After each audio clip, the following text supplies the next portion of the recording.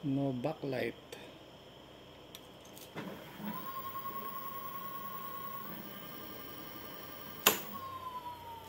Ayusin natin. Lagyan natin ng backlight. Napunti na yung backlight niya.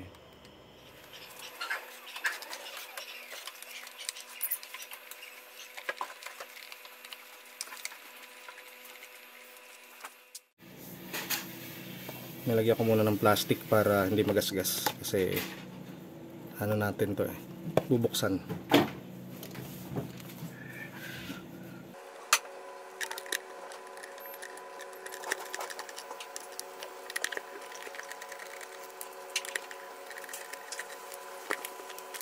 Baka may magtanong paano buksan. Pero syempre, iba't iba yung mga gauge ng mga motor.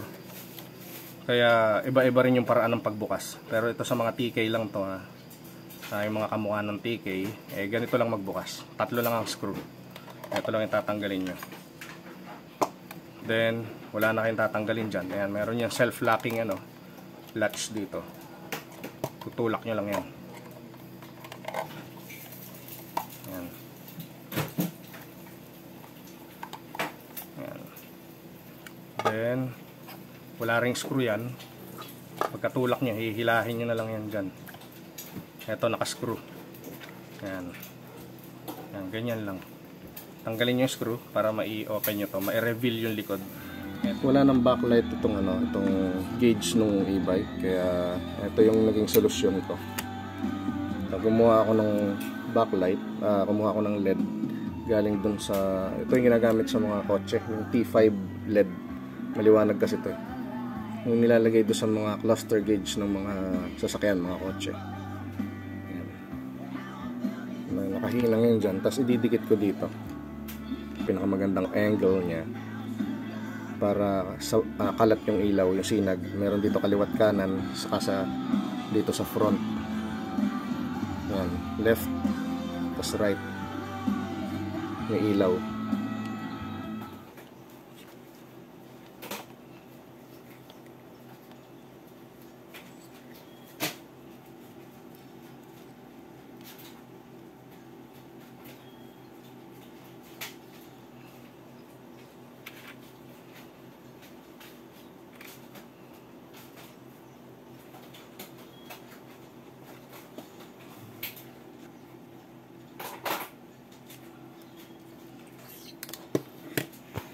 Ayan, tapos na. Nilagyan ko ng enclosure yung ilaw para mas maganda yung spread ng light dun sa panel.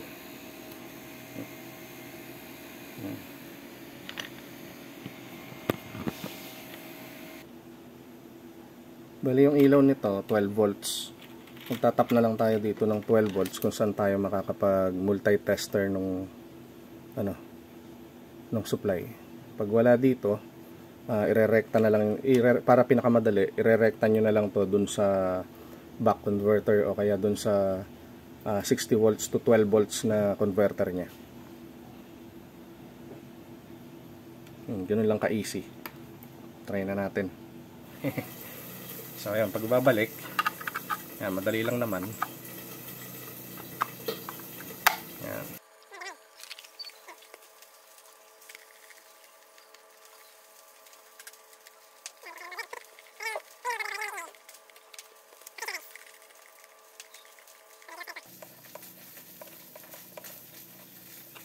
Ayun, ganun lang. Gayon lang. Kabit na natin.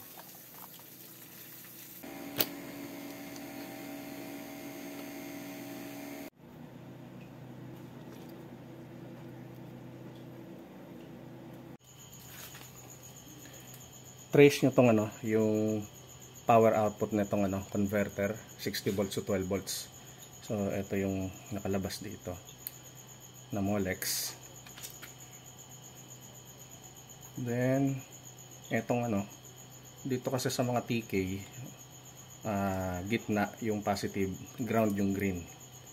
So hugutin natin yan.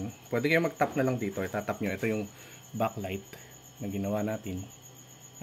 Ginawa ko na wire para dun sa backlight. Tapos yan,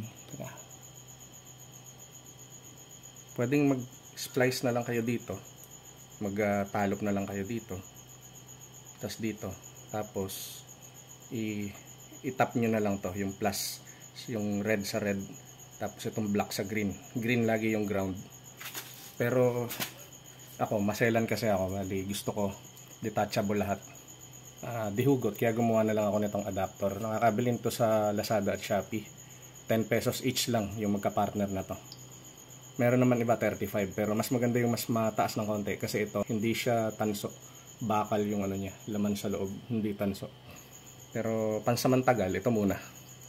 Kasi pwede ko naman palitan yan ng silicone wires. So hugutin ko na to.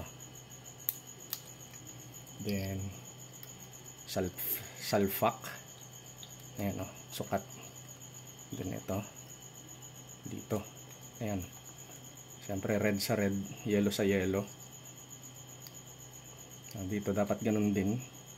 Susundan. Positive yung yellow, positive din yun. Ayan. Ayan. Ayan. Tapos itatap natin dito. Kung magdadagdag ka ng accessories, pwede ka pang maglagay dito. O magdugtong ng iba pang Molex. Try na natin. Ito pa yung ito yung parts niya. Kasi pinagkalas-kalas ko muna to. Ayan. Ayan, yung mga parts niya. Pinatutuyo ko pa.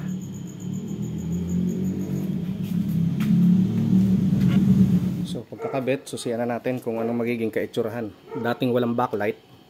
Ngayon, eto na. White backlight na siya, hindi na yung blue. On. Noise. Kitang-kita na. Di ba ang linis kaysa doon sa blue? Pwede nyo gawin pink. Okay, nasa inyo na, depende sa trip nyo.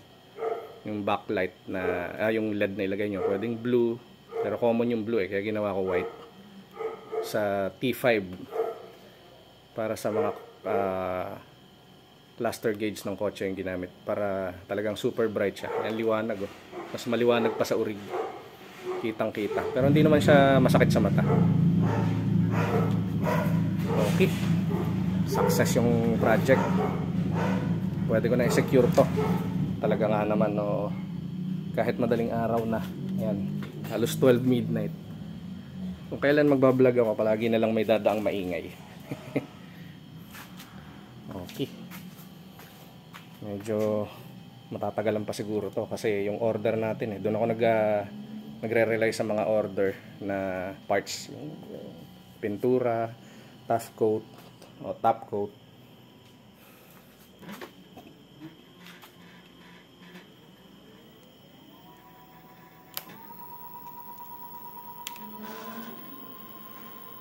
Ganda na sound, medyo low bat kaya mababa yung speed. Nasa ano to 55 to 60. Kailangan na i-charge. Ayos.